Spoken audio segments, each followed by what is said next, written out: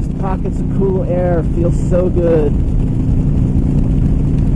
Alright guys, so got a little thing going online about countersteering, what it is, what it isn't, what happens when you're in a turn and you let off the bars. Do you press forward? Do you press down on the bar? You know, a bunch of stuff that you learn first day in MSF class. But we're getting into semantics here, so there's only so much you can explain with words. So I just wanted to try and demonstrate a few things. I got some video which will come after this of coming down the mountain where I'm doing some pretty tight turns and I've really got to hold pressure on the bar. I'm here on a nice open highway. I'm going to engage my throttle lock. As you can see, I'm moving at a good rate of speed. No hands on the bar. Now it's very windy out here, so I am getting blown all over. But if I want to go left,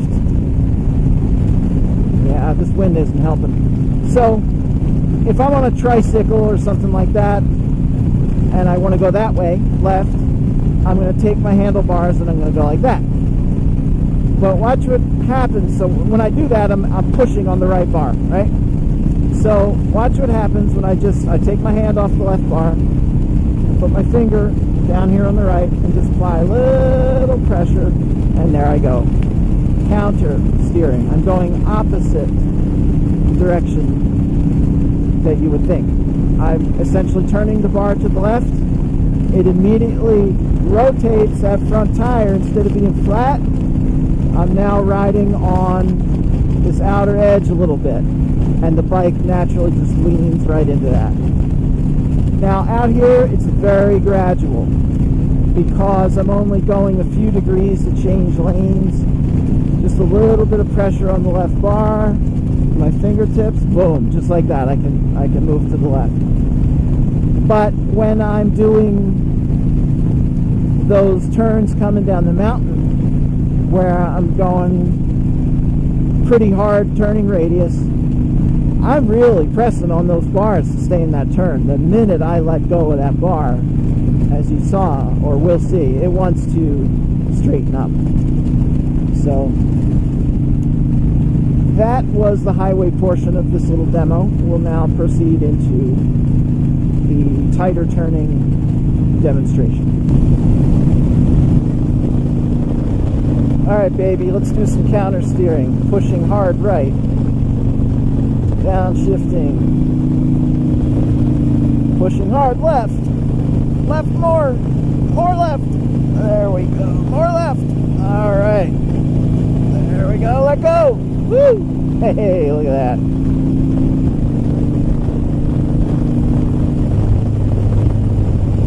Alright, I'm holding pressure right, holding right, holding right, holding right. Let go of the handlebars. It stands right up.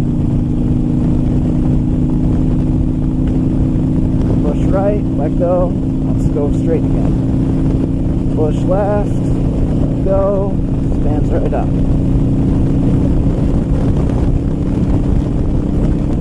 Alright, we got a guy coming up here. Wave if you counter steer. Woohoo! He waved! And he's on a trike. Trikes don't counter steer. So, and then curves back there, the tight ones especially, where I was moving at a good clip, I really did have to hold pressure down on the bar, like right here. Really, you really got to press that bar, or you're coming out of that turn and crossing the line. There's just no two ways about it. So, you know, you don't counter steer and then hold. No way. You are pressing and pressing because you are forcing the bike to stay leaned over. You're not riding on the center of the front wheel. You're riding on, it's not the sidewall, because it's not like, you know, a car tire, but it's a curved wheel, and you're riding on the curve. And it doesn't want to be over there. It wants to go path of least resistance. So when you're in a turn, and you're moving along and you're holding that turn down, you got to hold pressure on that bar. The minute you let up, it wants to straighten right back up, and that's what it does every time. So to say that you countersteer for a moment and then your countersteer is over, that is factually incorrect. And the only way I could demonstrate that more would be to crash into the bushes back there. Nice long highway straightaway. Alright, bike is just going straight. Now I got this wind pushing me around, so unfortunately it's probably not going to make this a perfect demonstration. But taking off my left hand, right now I'm just holding. Now I'm going to just take my finger and just push very low. Look at that, right, as soon as I did it, push right, took me right into the left lane, excuse me, the right lane. I'm in the left lane. Let's try that again. Nice and easy, no hands. I reach down and just touch my finger, just apply a little pressure on the handlebar. As soon as I do, look at that. Right over to the right lane. Okay, same thing here. No hands, just a little finger, boom. So this is a very gradual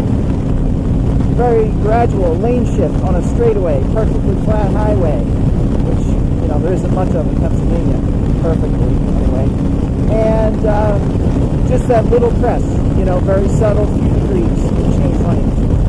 What you saw previously coming down that mountain was I really had to apply pressure because it was a much tighter turn. So, you know, that's really where your countersteering is going to be critical. Whereas out here, I'm basically floating along. The bike has its attitude where it wants to go, and I'm just altering it slightly with a little bit of pressure on the bar. I push it forward. I push my handlebar to the right, which would make, oops, turn signal. You know, just to clarify this, put my throttle lock back on again. If I'm on a tricycle and I want to go to the left, the wind's really pushing me, I'm going to turn like that. So I would be, the right bar would be moving that way. When I do that on the right bar, it takes me the other way. So that is the counter in countersteering. Alright, so to sum up this little countersteering video, which is certainly not exhaustive by any means, subtle pressure on the right of the bar, although it would initially turn the handlebar that way, is going to make the bike lean to the right. Subtle pressure on the left, it leans left. That's just the way it works. It's counter to what we might think is happening in our brain, but that's what's happening in real life. And many people who ride, who have been riding for decades, never went to classes and such, didn't even necessarily know they were countersteering or ever even heard of it. It's just a natural thing, like riding a bike. And once you are in a curve, specifically a tighter curve, you really do need to keep pressure on the bar because the bike is not going to stay in that curve without that pressure. You let go of it, it immediately wants to stand back up.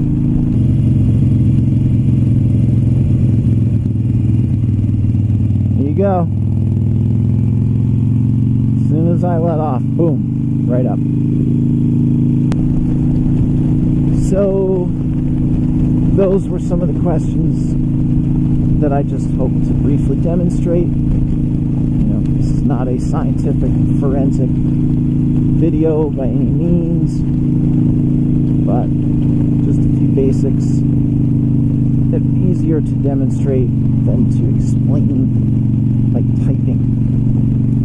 So that will do it for this one. Until next time.